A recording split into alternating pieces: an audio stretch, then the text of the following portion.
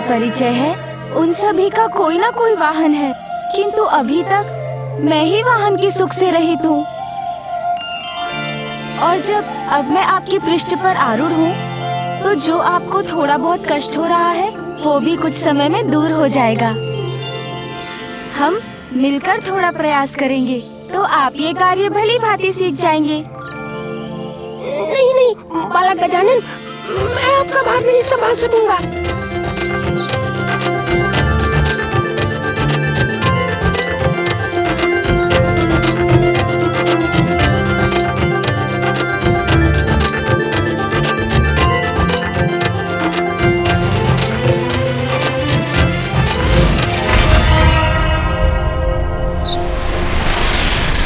कहिए, बनेंगे ना मेरे वाहन? किंतु मैं एक असुर हूँ और आप देवता हैं। हमारा तो कोई मेल ही नहीं, फिर मैं आपका वाहन कैसे हो सकता हूँ? आपके सभी प्रश्नों का उत्तर मैं बोलकर नहीं, दिखाकर दूंगा, तब आप भी मान लेंगे, क्योंकि मेरा वाहन बनना तो आपकी नियति है।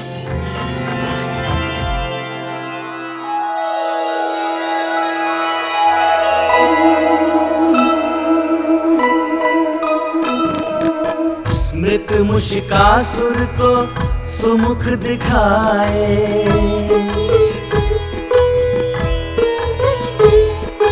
कैसे गंधर्व से वो इस दशा को पाए।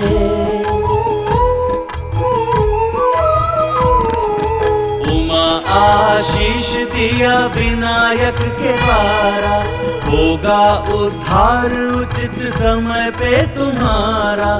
कामना प्रतीक मूस को वश में लाए, गजानन वाहन। मुझे स्वयं में ये कैसा सुखद एवं आत्मिक संतोष होने का आभास हो रहा है। प्रतीत हो रहा है मैं अब पहले की भांति वो दुष्ट मूषिकासुर नहीं रहा। प्रभु, आप मेरा उद्धार कर उस वरदान को पूर्ण करेंगे ना? अवश्य, इसीलिए तो यहाँ आया हूँ मैं। सच्चे मन से पश्चाताप करने से सभी पाप नष्ट हो जाते हैं, इसीलिए मैं आपको पाप मुक्त करता हूँ। दोष तो किसी से भी हो सकता है, उसे सुधारने का एक अवसर तो उन्हें मिलना ही चाहिए। आपका वाहन बनकर आपकी सेवा करने से अधिक सम्मान की बात इस तुच्छ जीव के लिए और क्या होगी प्रभु? अब तुच्छ नहीं रहेंगे आप मूषिकासुर। आज से आप मेरे वाहन हैं, मेरे वाहन हैं, मेरे वाहन हैं। इसीलिए आप अजिन्य कहलाएंगे। इस प्रकार मैं अपनी माँ के वचन का मान भी रखूंगा। अजिन्य, धन्य हुआ प्रभु। मैं ये नवीन नाम पाकर अब मुझ पर आरूढ़ हो मुझे पवित्र कर दीजिए प्रभु। अवश्य।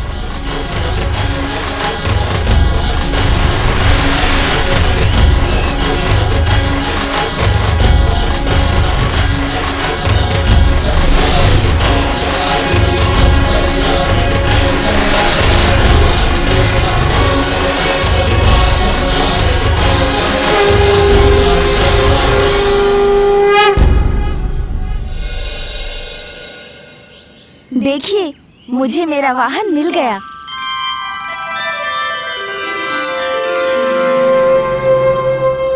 अवश्य पुत्र, तुम्हें अपना वाहन अच्छा तो लगा? हाँ पिताश्री, मेरा वाहन बहुत अच्छा है।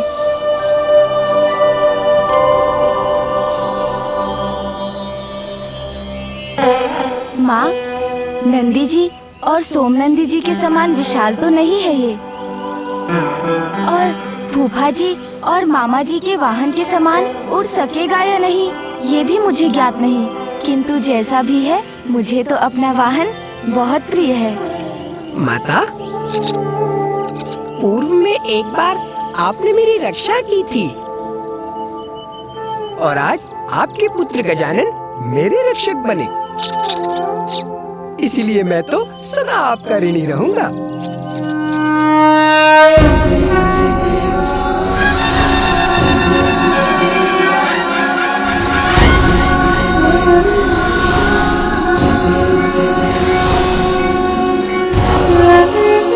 प्रणाम। पुत्र, आज तुमने संसार को एक नवीन सीख दी है। मनुष्य की इच्छाएं अपनी पूर्ति के लिए मनुष्य को अपना वाहन बनाकर उसे अपने अनुसार चलाती हैं, उसे भ्रमित करती हैं। मूषिकासुर इसी का उदाहरण है। किंतु तुमने उसे छोटा कर अपना वाहन बना यह सिद्ध कर दिया है कि इच्छाओं को अपने नियंत्रण में कर लेने पर ही मनुष्य महानता प्राप्त कर सकता है। गजानन, आपने एक बार पुनः हमारी रक्षा की। आप धन्य, आपको कोटि कोटि प्रणाम।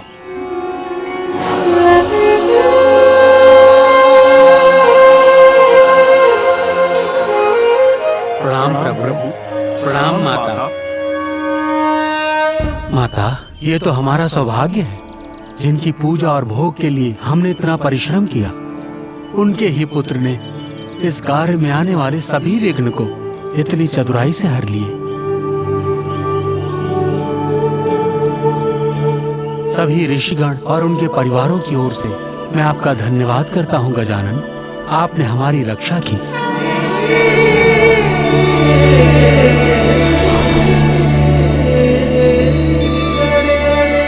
मैंने इन लड्डुओं के लिए आपको इतना दौड़ाया, तो अब मैं आपको लड्डू खिलाऊंगा मूषिकासुर जी।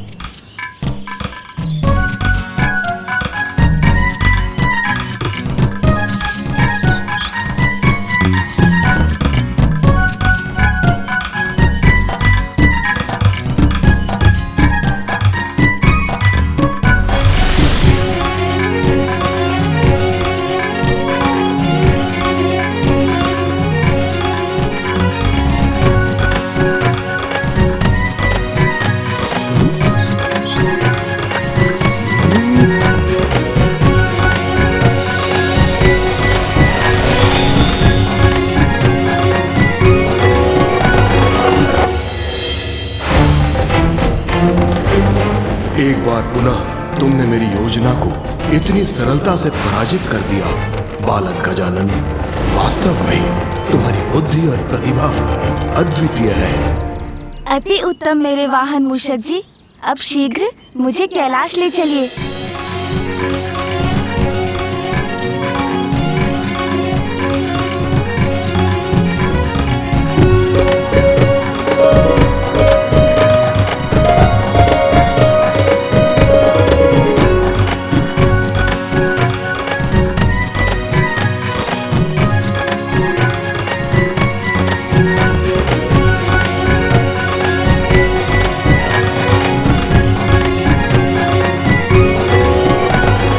चिंता मत कीजिए पिताश्री और माँ, मैं अपने वाहन पर आपसे थोड़ा पीछे ही तो हूँ। स्वामी, अंततः हमारे पुत्र गजानन को उसका वाहन मिल ही गया। उसकी गति थोड़ी कम अवश्य है, किंतु उसे पाकर हमारा पुत्र अत्यंत प्रसन्न है।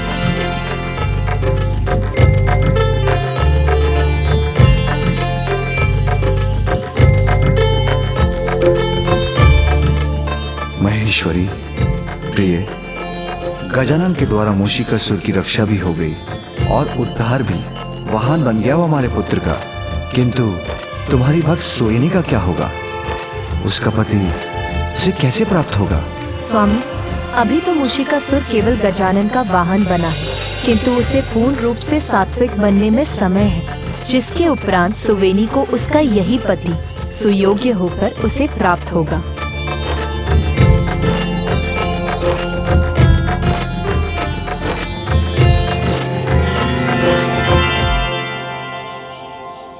देखा मूषक जी, नंदी जी और सोम नंदी जी को।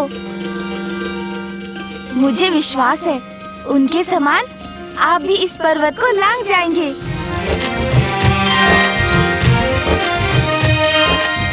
ये पर्वत, इस पर चढ़ना है मुझे।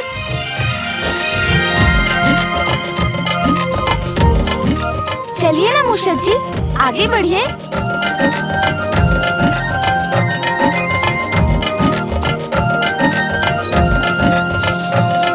क्या हुआ मूषक जी, आगे बढ़िए। अरे देखने में ही कठिन है ये चढ़ाई। आपने देखा ना नंदी जी और सोम नंदी जी को, कितनी सहजता से उसके ऊपर चढ़ गए थे। आप भी चढ़ सकते हैं, चलिए। चिंता मत करें मूषक जी, आगे बढ़िए।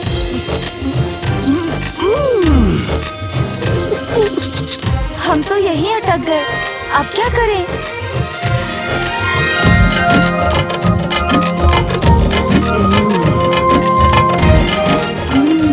कुछ ऐसा करता हूँ जिससे मूषक जी को भी कष्ट ना हो।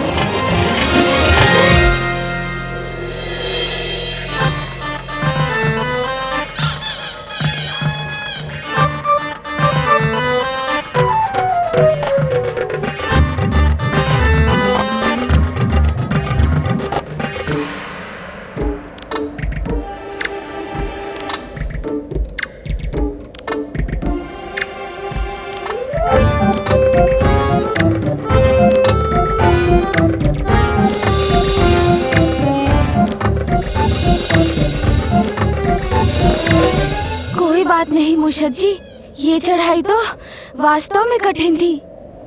मैं भी थक गया, किंतु अब नीचे जाना अवश्य सरल होगा।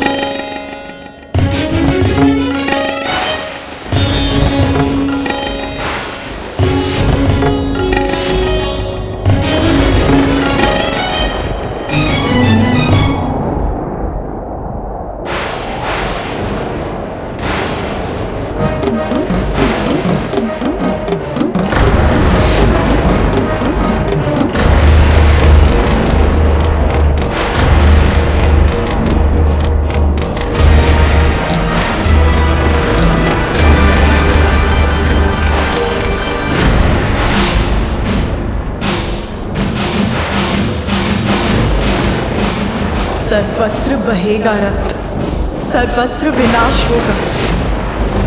भयावह लाल रंग धारण कर ऐसा अनिष्टकारी संकेत क्यों दे रहा है आकाश?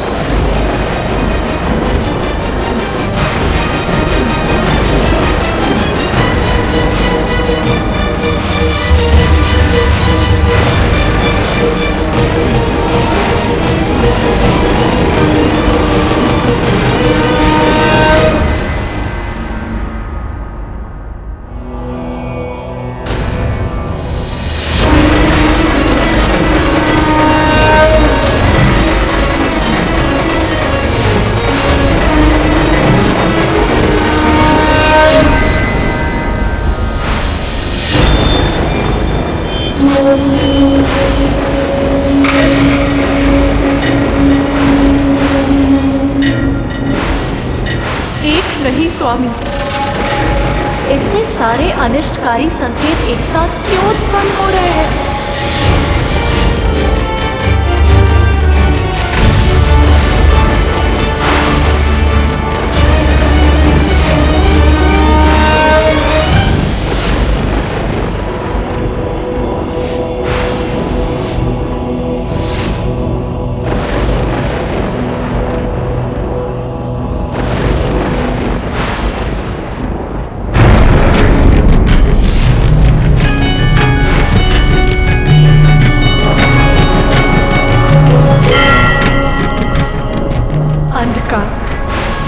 सर्वत्र अंधकार ही अंधकार छा जाएगा, ऐसा आभास हो रहा है मुझे, विचलित कर रहा है मुझे।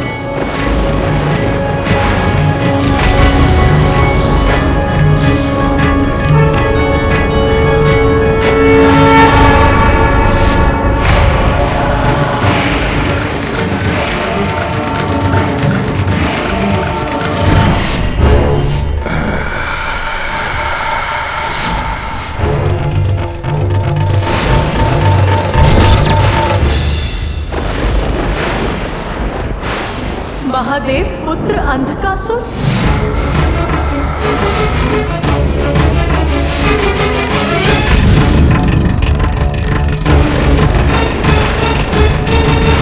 मेरे नेत्र बंद हुए तो उससे उत्पन्न अंधकार से जन्म हुआ अंधकासुर का, जिसका अंत देवता, गंधर्व, यक्ष, नाग, नारायण और स्वयं आप भी नहीं कर सकते स्वामी। वो अंधकासुर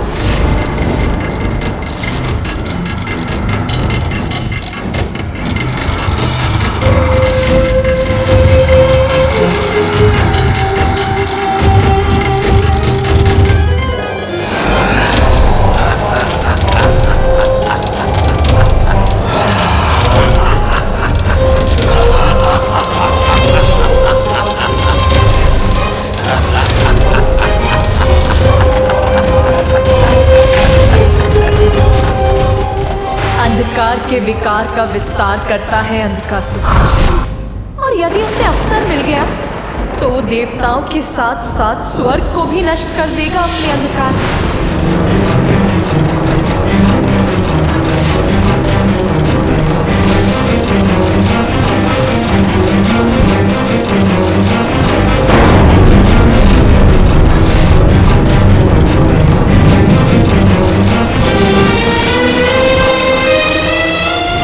संकट के मेघ घुमर रहे हैं।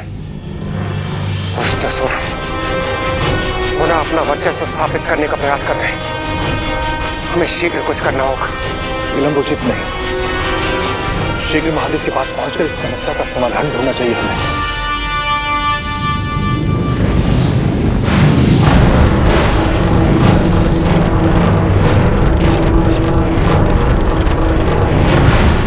जलंधर,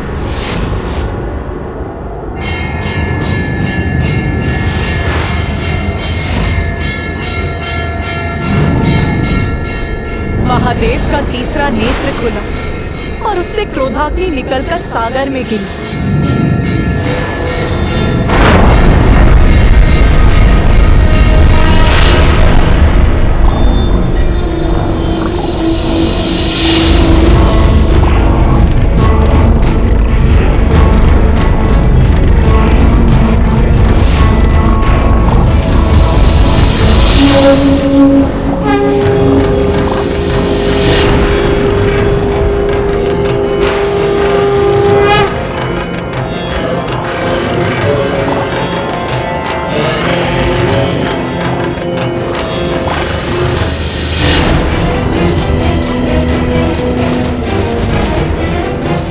अग्नि और जल के इस विचित्र संयोग से जन्म हुआ जलंधर का।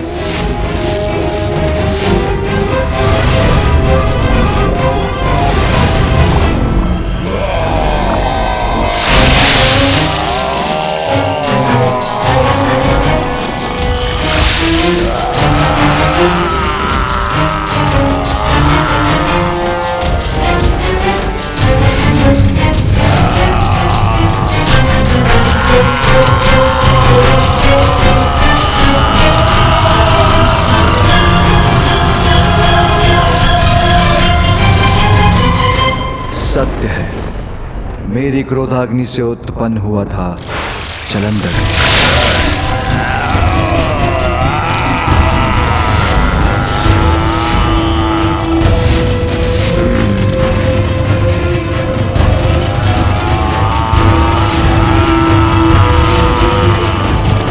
यदि उसे अवसर मिल गया तो वो अपने भीतर छिपे क्रोध से संपूर्ण सृष्टि को भस्म कर देगा। इसीलिए उसे नियंत्रित करना आवश्यक है।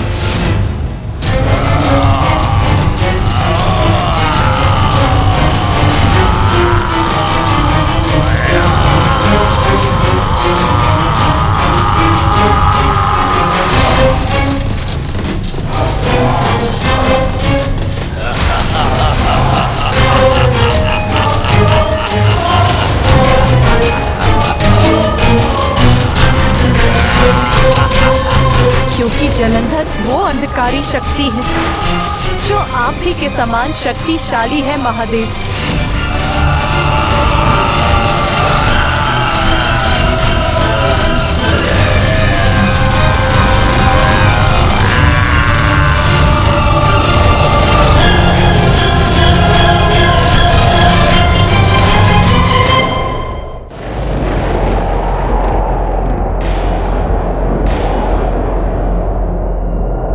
काल पड़ गया है आकाश।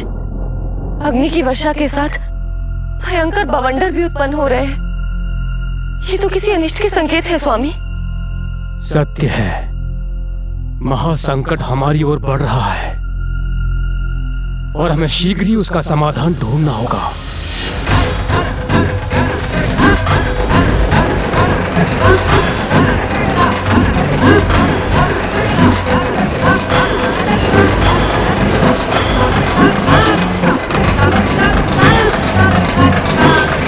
स्वामी, वायु इतनी भयंकर ध्वनि क्यों उत्पन्न कर रही है?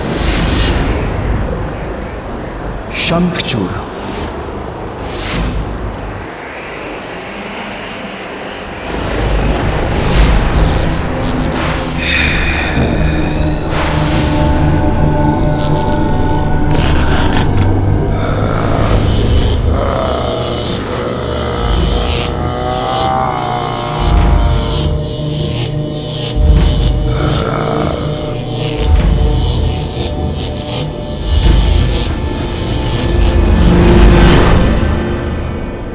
असुर शंखचूड़, जो अपनी पत्नी के कारण हम त्रिदेवों से भी अवध्य है।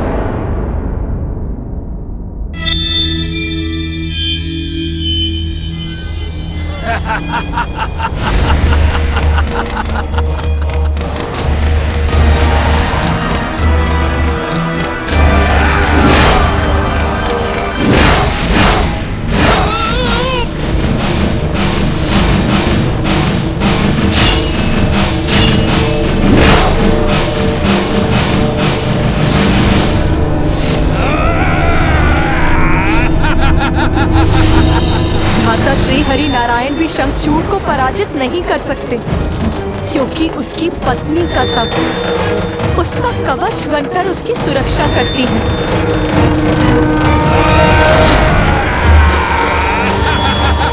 इसीलिए वो देवताओं, यक्षों, गंधर्वों को पराजित करने में सक्षम है।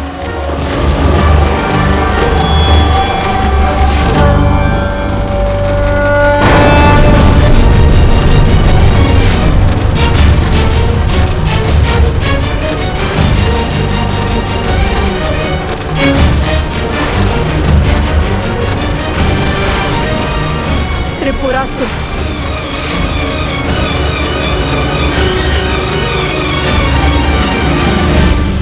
अर्थात तारकाक्ष,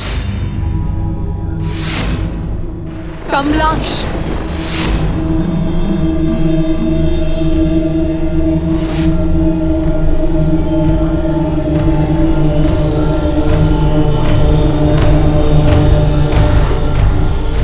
विधुन्माली,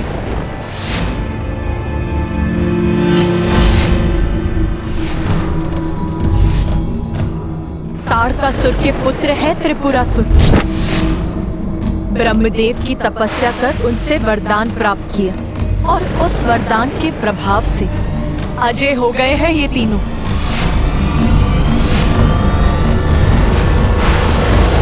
स्वयं महादेव और ब्रह्मदेव के वरदानों से रक्षित है ये तीनों। न असुर और न देव, कोई पराजित नहीं कर सकता है इन तीनों को। क्रोध, लोभ, मद, मत्सर और माया के प्रतीक हैं ये तीनों। देवताओं को किसी भी मूल्य पर मिटाने का प्रयास करेंगे ये। और अब मुझे आभास हो रहा है, इस बार और कोई नहीं, हम ही हैं उनके लक्ष्य। हमारा ही विनाश करना चाहते हैं वो। चारों ओर से अनिष्टकारी संकेत आ रहे हैं। मुझे इसी क्षण कैलाश के लिए निकलना चाहिए। एक एक अपशकुन प्रत्येक असुर का चिन्ह जो हम पर आक्रमण करना चाहते हैं।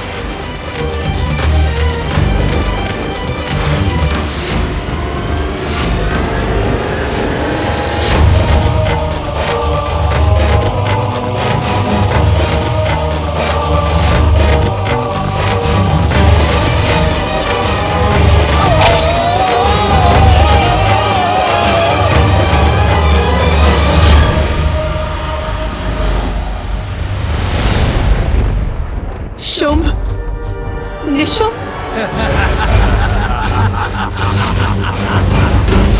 शुंभ, निशुंभ अर्थात दुष्टता के ही दो नाम।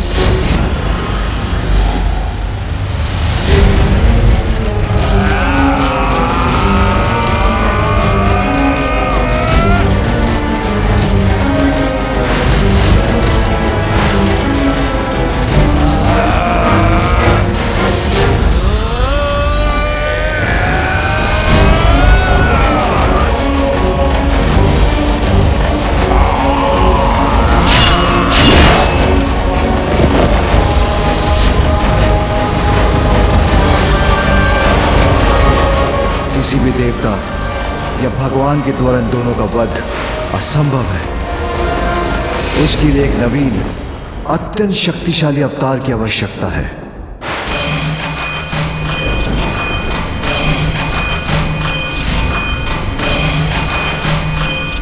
प्रभु, वहां उस असुर को देखिए।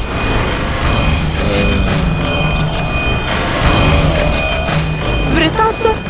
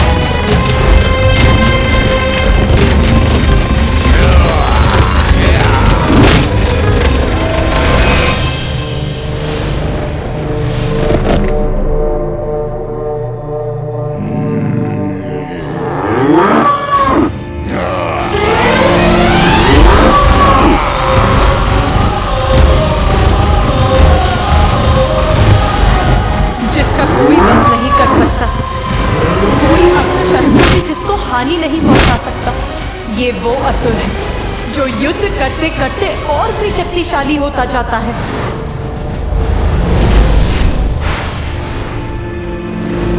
और इन सभी से भयंकर राक्षस है दुर्गम।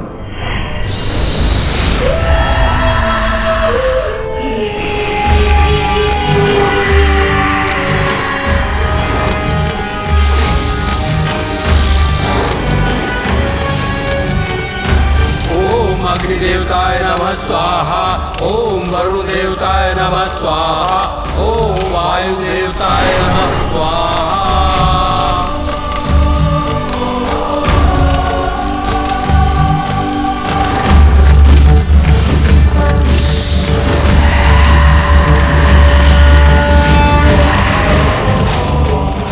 दुष्टि नहीं, चतुर भी है दुर्गम। यज्ञ आदि को रोकना उसने अपना ध्येय बना लिया है। विध्वंस, सर्वत्र विध्वंस।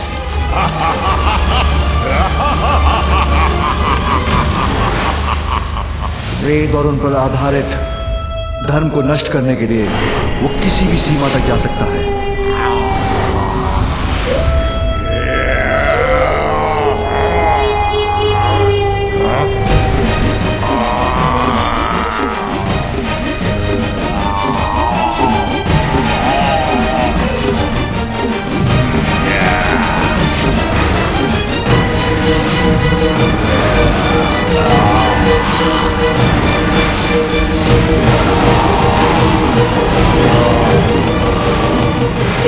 भावी विनाश को रोकने का एकमात्र उपाय है देव असुर संग्राम।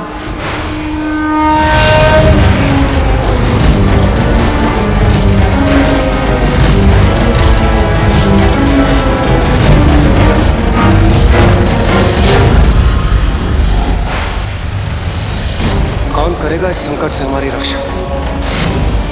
कौन बनेगा असुरों के विरुद्ध हमारी शक्ति? कौन हमारे विघ्न हरेगा? कौन बनेगा हमारा प्रथम देवता?